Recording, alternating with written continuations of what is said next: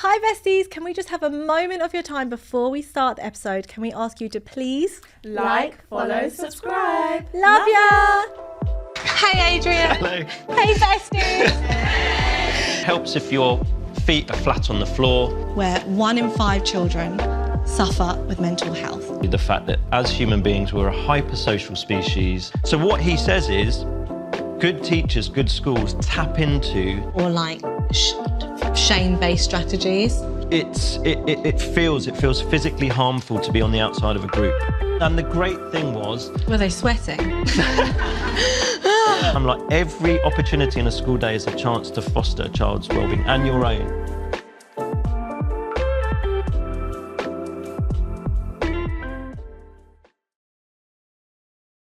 Hi besties, welcome to season 2, episode 2. And I'm so excited to take you behind the scenes of our live event where I was lucky enough to interview the amazing Adrian Bethune. Let's go to the episode. So I am so excited to be introducing Adrian Bethune to the Behaviour Besties podcast. So, I'm going to give those flags some use. Wave those flags if you feel like wellbeing's ever just been pushed out of your already busy curriculum. Yeah. So, Teach Happy's mission is to put happiness and wellbeing right at the heart of education through their award-winning teacher training. So Adrian created Teach Happy back in 2017, in those pre-COVID times, to just share what he had learned, share his experiences, and to really put that into use to make people's lives happier inside and outside of school. So as well as all of this amazing work, he's also the proud wearer of many hats, including associate lecturer, author, father, just amazing things. So his book, Wellbeing in the Primary Classroom, I'm sure you'll agree, is just such a wonderful thing. That makes him perfect to join the Besties Club. So welcome, Adrian. So excited to hear some more. Hey Adrian. Hello. Hey besties. So I was lucky enough to attend one of your trainings. Yes. And you did like a group meditation and it was like giving the Calm app but better. So I thought that would be the best way to start. Yeah, sure. So if you've done any kind of mindfulness meditation, you might know what you're doing. If you haven't, that's absolutely fine. Really important thing is posture. So I'm going to invite you to just sit in a strong, confident posture. So it helps if your feet are flat on the floor, nice straight spine, but just check in with your shoulders are not tense and relaxed. Not tense, but they're just kind of nice and relaxed. And just let your hands and arms rest wherever they feel most comfortable for you. If it feels okay, then just gently close your eyes. If that doesn't feel okay for you, then you can adopt what's called a soft gaze. Your eyes are just kind of half open, just looking down in front of you. And I'm just going to invite you to take your attention down the body to your feet and just notice your feet making contact with the floor. Notice any sensations in the feet, just being curious about them, any tingling, any buzzing, any sense of heat or coldness in the feet right now. If there's a blank where your feet are, just noticing that too, it's perfectly normal. And then just shifting your awareness up the body, just notice any parts of your body making contact with the chair.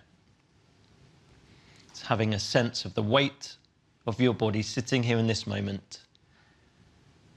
That sense of being grounded, supported by the chair, feeling steady. And as you're sitting here, you might notice subtle movements in your body as you're breathing in and out. So just tuning into the center of your body. So maybe noticing that in-breath and out-breath. Just noticing your body rise and expand as you breathe in, and then soften and relax as you breathe out. And just see if you can be with the whole of your in-breath and the whole of your out-breath. Just check in where your mind is right now. If it's wandered off, that's okay. It's what minds do. Just gently gathering your attention and placing it back on the breath. And then letting go of the focus on the breath, just widen your attention. Taking any sounds. Just become aware of the light in the room, the space around you. Just become aware of the people around you. And when you're ready, you can just gently open your eyes. Feel free to have a bit of a stretch. So good. Go on, give us a wave. That was just so unreal, wasn't it? Thank you so much. You're so good at that. So we know you're all about well-being, and in the UK, children are increasingly unhappy, where 1 in 5 children suffer with mental health. I'm just going to let that land, 1 in 5. And that's from the Good Childhood Report. So from your perspective, where do you think we're going wrong with our young people? That's a massive question. Do you just, explain that? I mean, I think a lot of it is we've got to recognise it's like a societal issue. It's not something that teachers or schools can solve by themselves. It's not something that parents can solve by themselves. It really is quite a big societal issue.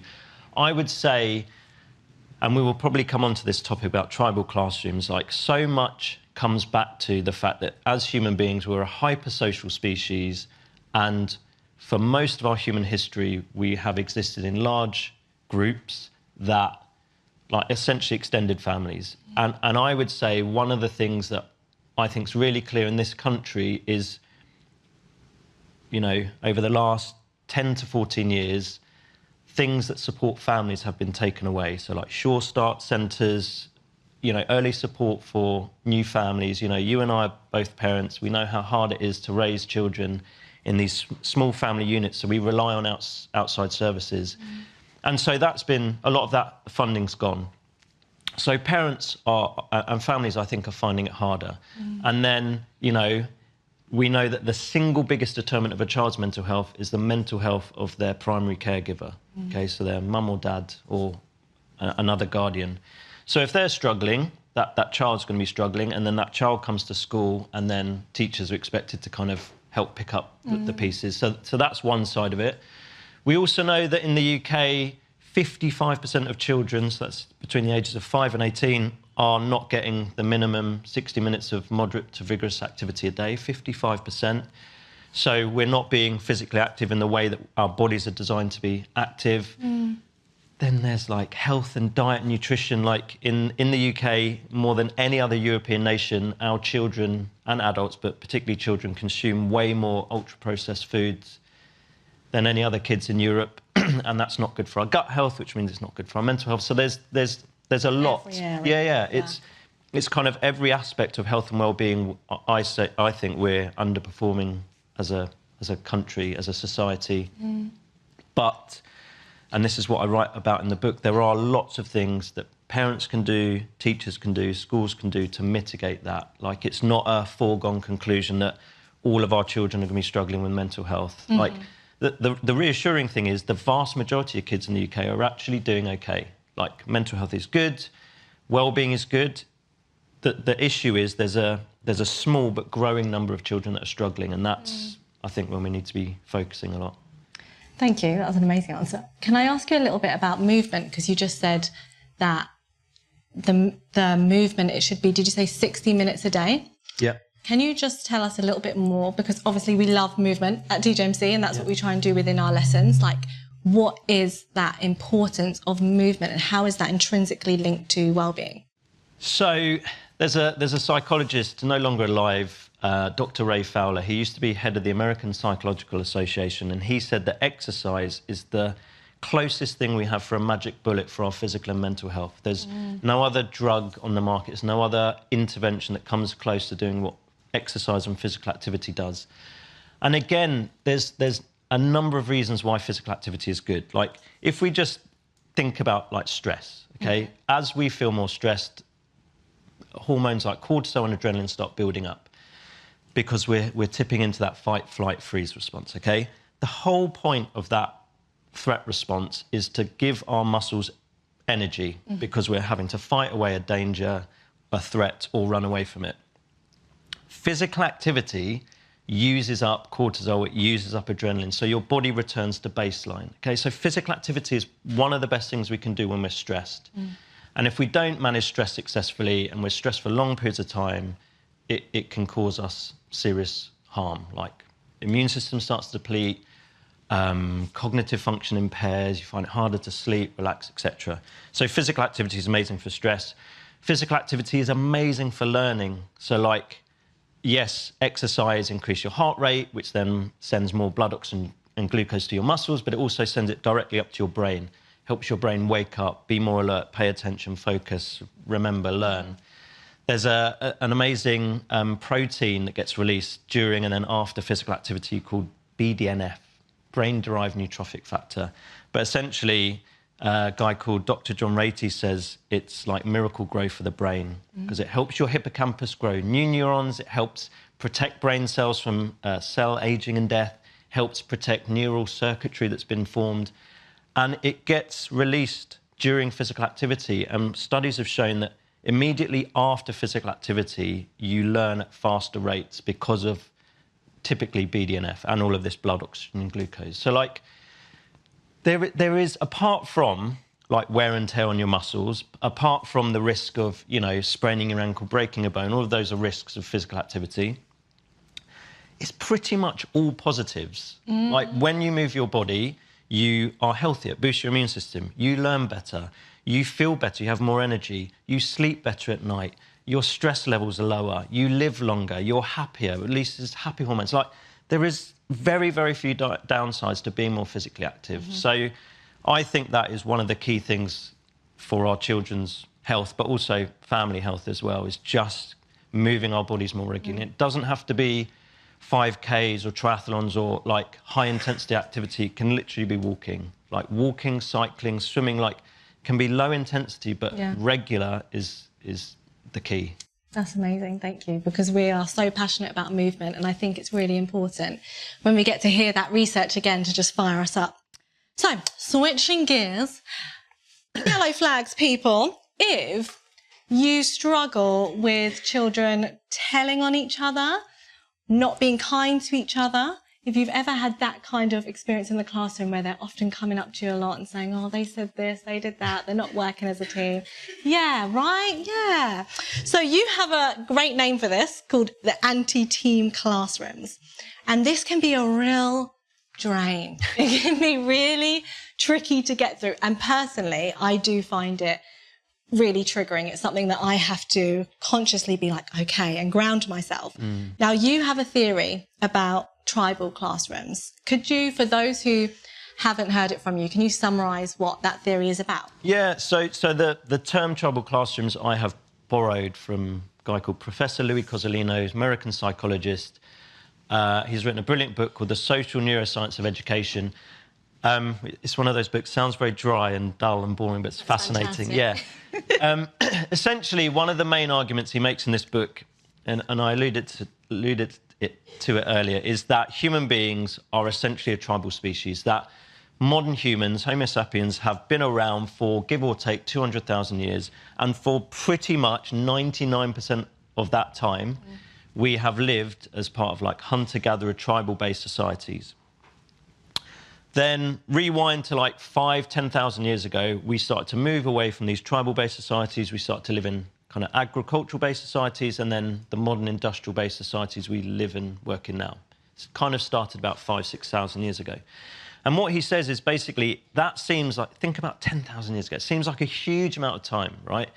But what he says in terms of biological evolution, we are hardwired neurobiologically to be a hunter-gatherer, tribal-based animal, essentially. And so we think best, we learn best, we're healthiest, we're happiest when we feel like we're part of a tribe, which is essentially part of a community, an extended family. And he says, like, every single human being, you know, including neurodiverse people, has this deep biological need to feel connected to other people, to feel a sense of belonging. And why? Because essentially it was essential for our survival as a species. And even studies on loneliness show that when we feel a sense of loneliness, it physically harms us. Like, it worsens our cardiovascular health, cortisol, stress hormone levels go up, it worsens our mental health, because it's meant to feel bad to be on our own, because to be part of a group is essential for survival. So what he says is, good teachers, good schools tap into these kind of deep, primitive social instincts that all children have, which is this sense to need to be connected to others, a sense of belonging. And he says, you know, you can tap into this by essentially creating tribal classrooms. So, you know, we know from research on tribes that still exist today, tribes are typically egalitarian. So there isn't this deep, strict hierarchical structures, very kind of equal. Tribes are very democratic. So when, let's say, you know, TGMC is like a tribe, a group, we've got a sense of belonging. When there's a decision to be made, we will kind of ask each other, what do we think is the best course of action to take? Tribes have to be cohesive because to survive in hostile conditions, you have to work together. It's about collaboration, it's about teamwork. And then really importantly, you typically have really strong shared values. So you believe in the same kind of things and you have a shared sense of purpose. Like, you know what you're coming together to do. And the other key thing is, because in any kind of tribe, there's a very diverse range of learning styles, attributes, temperaments, everything. You play to each other's strengths and you work around each other's weaknesses. So everyone is valued, everyone has a role to play. And essentially, Cozzolino says, and this is what I write about in the book, we can emulate that in our classrooms. We can create this sense of team, this sense of tribe, this sense of togetherness. We can create shared values. We can have this strong shared sense of purpose, and we can all help each other on that journey to growing as people, to learning new things, and helping each other face the ups and downs of school life and life outside of school as well. Amazing. So it's about the fact that there is an innate need for social connection. Yeah. So you said that loneliness is really damaging to that. Would that be the same with isolation or like shame-based strategies? Yeah. I mean, essentially, it feels physically harmful to be on the outside of a group, kind of looking in, or you're literally castigated from a group. So, yeah, I would say that those kind of strategies are probably more damaging than helpful, based on the research that Cozzolino shares in his book. You know, that doesn't mean... The interesting thing about Cozzolino's book, though, he talks about tribal leaders in schools, and he shines a spotlight on certain case studies. And there was a school in America where he said the school principal was teaching in a very hostile environment, where there was gang violence and things like that. And he said that that school leader had to make the difficult decision in that situation, because, it's quite an extreme example, to exclude certain students because they were essentially toxic to the rest of the group. They were there to cause harm. They were not interested in learning. They were caught up in quite extreme gang-related stuff. And so, although it kind of went against his instinct, he had to, for the benefit of the group, had to exclude those students. I mean, it literally was a matter of life and death. These students were coming in with, like, weapons and stuff. Like, that's quite an extreme example. But I would say in some cases, it might be necessary, you know, if we're talking literally about physical safety. But in most cases, we can find workarounds where we can deal with challenging behaviour, but in a way that lets that child know the behaviour is unacceptable, but you are still valued as a person. And ultimately, put a positive focus on it. This is how we behave as a team. These are our values. You are part of our team. Therefore, this is what we need you to do in order for our team to be successful. So it's less of a focus on that individual and making that individual feel like, actually, you are part of this team. And this is how you're kind of normalising the behaviour of the team rather than focusing on that individual and you're doing this, which is wrong, etc. Because obviously we have our mantra of connection before correction. Yeah. Because we know that when you go down the correction route, you just make things worse. Yeah. It's never going to get better, is it? No, and you get annoyed at yourself. You hear your own nagging voice and you get bored of your own voice saying the same things over and over again. And if it doesn't feel pleasant for you... Doesn't feel good. It's not going to feel good for your class. It's like when you're having an argument with a pal and you're like, I don't feel good. Can we just get over it? Like, I'd rather move forward. Yeah. It's something that feels within you, doesn't it? Yeah. So that's great. Thank you so much. So you were talking about tribal classrooms as that concept. What does that look like in a really practical way for our TGMCers? How can we build tribal classrooms, like on a daily basis? What's like maybe 2 or 3 tasks that we could focus on doing? Yep. So one of the things, and I kind of did this not because I'd read Cosolino's book, I did this activity out of instinct as what I thought my class needed. But then I read his book and I was like, oh, OK, this is the perfect tribal classroom idea. Yeah.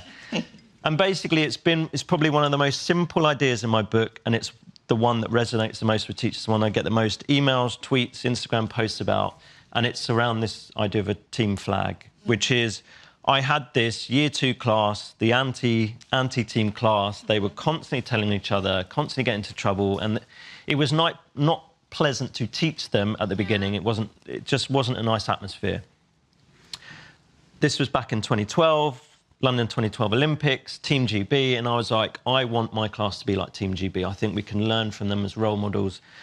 So I started that term with a little video, a little montage of Team GB's successes and highs and lows from the London 2012 Olympics. Which we'll share in the notes of this, because honestly, when you showed it at your training, everyone was bawling. Yeah, but this so is the gorgeous. point, right? It's meant to be an emotive clip, because just a slight side, the word emotion, they're there to move you, to some kind of action. So that's why feelings can be, you can harness them in the classroom.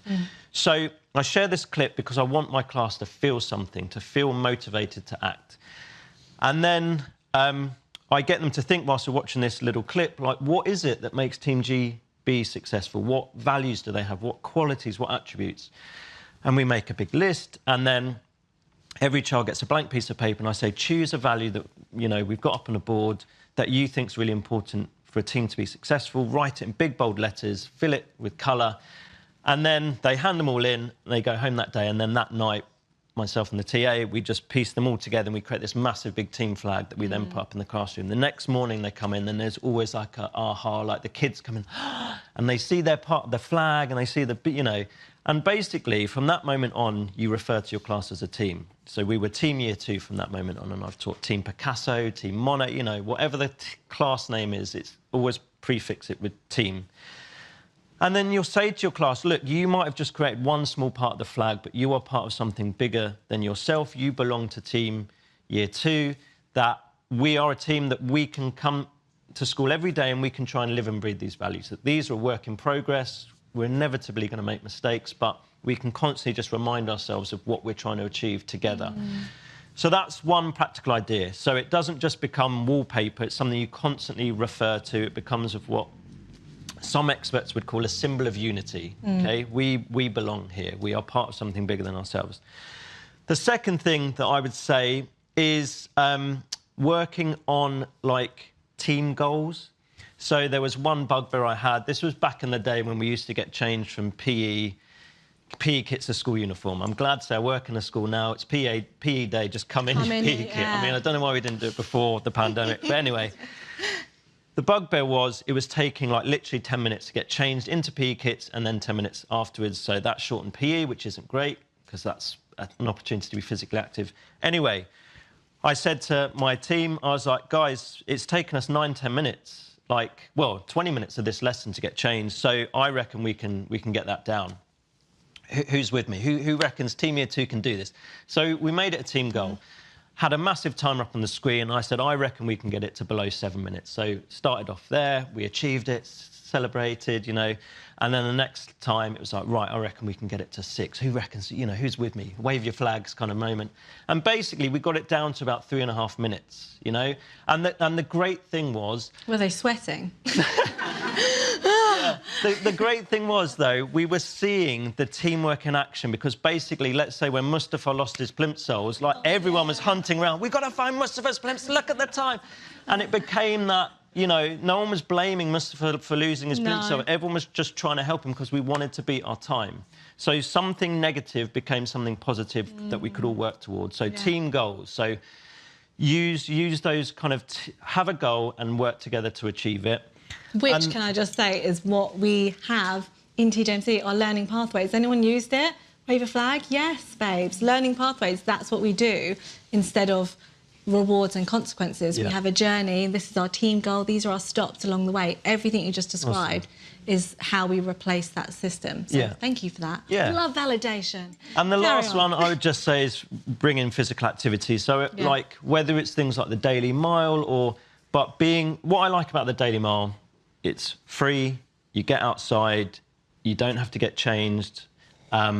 It's being physically active, it's being socially active. Like I just love jogging, walking with my team and just having a little chat as we go round. And we are using our bodies in a way that they're meant to be used. So tribes, I love this piece of research. Basically, when they've looked at tribes that still exist today, like we get a bit proud when we get 10,000 steps on our, which is about 6 or 7K. Tribes typically cover about 20 kilometres every day. So anyway, but when you do say something like the Daily Mile and you're working together with your little team, like that is tapping into that tribal instincts. Like we're working together as a group, we're covering some miles here. We're outside in a natural setting. So I would say those three things: team flag, team goals, and just being physically active together. I think what's really key there is that wherever possible, you're looking at collaboration instead of competition. Yeah. And I think really easy tweaks, like you said, calling your class a team. Yeah. And like one thing for me was moving from I to we. Like how are we going to do this? And suddenly we're in this together. Like you said, you're making those agreements together. So that was lovely. Thank you. I think that's definitely really actionable. So I want to ask you, do you think it's ever too late? I know what you're going to say, but do you think it's ever too late to create a class family? No. Like at this point in the year?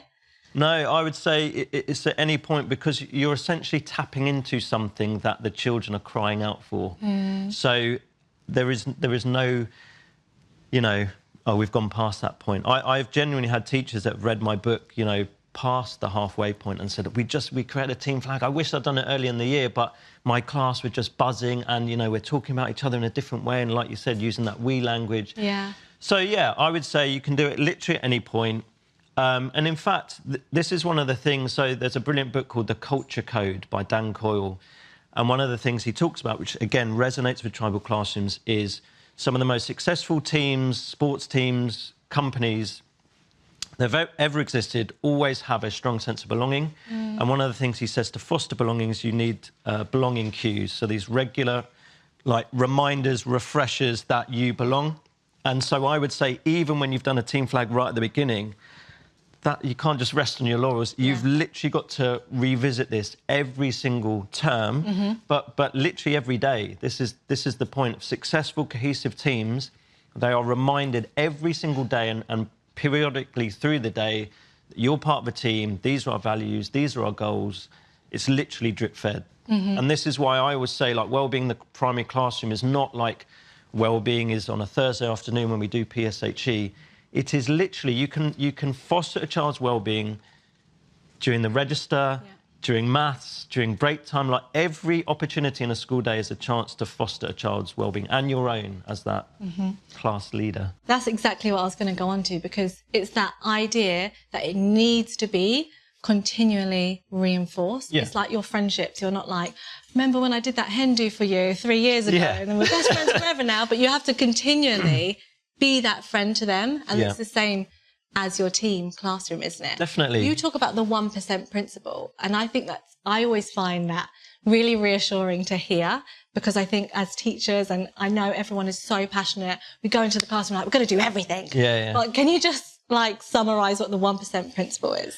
So there's a quote I love from another psychologist called Tal Ben-Shahar, who used to teach at Harvard University. It was the most popular course they'd ever had in their history, which is the Science of Wellbeing, Positive Psychology degree. And he was interviewed, I think during the pandemic actually, and he was asked, what is it that has the biggest impact on our well-being? And he replied, it's small things consistently done. So it's not, too often, particularly like New Year's resolutions, we try and, right, I'm going to give up this and I'm going to start doing this. And very quickly it falls apart because it's too much, we can't sustain it. So small things, small habits, tiny things, but when you do it regularly as part of your daily routines, it builds up to make a big difference. And then there's this equation, and I've seen it in Atomic Habits. I'd seen it a few years before I'd read Atomic Habits, but I'd noticed James Cleary talks about it as well.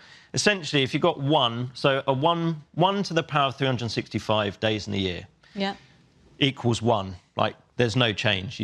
Same input, same output.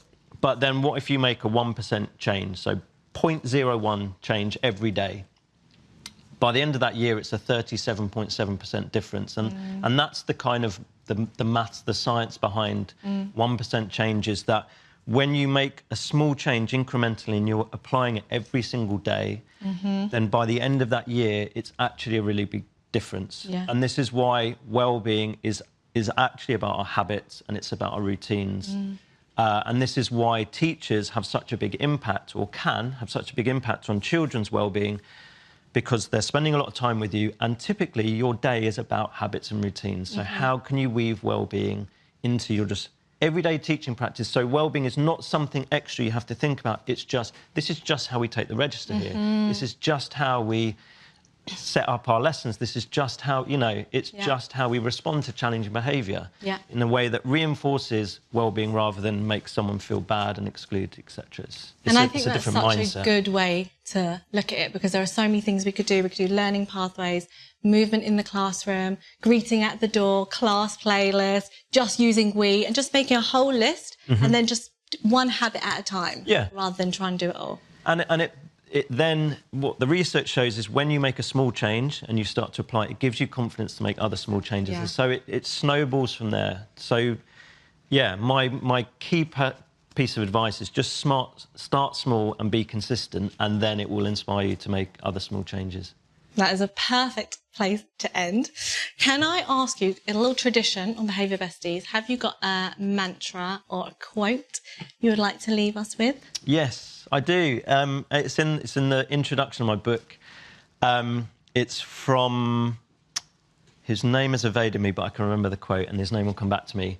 Ralph Waldo Emerson, American essayist, philosopher. He basically says, do not be too timid or squeamish about your actions. All life is an experiment. The more experiments you make, the better. Oh, I love that. And what I love about that is, like today, I always get nervous before these kind of talks. I've been doing them for ages now, but I always get nervous. And to help calm me down, I always just say to myself, this is a life experiment. So, like, it takes away the success, the failure. It's like, just try something out and just see what happens. Yeah, so and just the act of trying it, already, like you said, that 1% makes you feel amazing. Exactly. So all life is an experiment. The more experiments you make, the better. Amazing. And where can we find you on Instagram? Instagram at Teach Happy UK, on Twitter X at Adrian Bethune. I forgot to bring a copy of my book for the shelf, so I'm sorry about that. But Wellbeing in the Primary Classroom, it's on the 2nd edition. You can find it in all good bookshops. Thank you so much. Can we give Adrian a clap, please?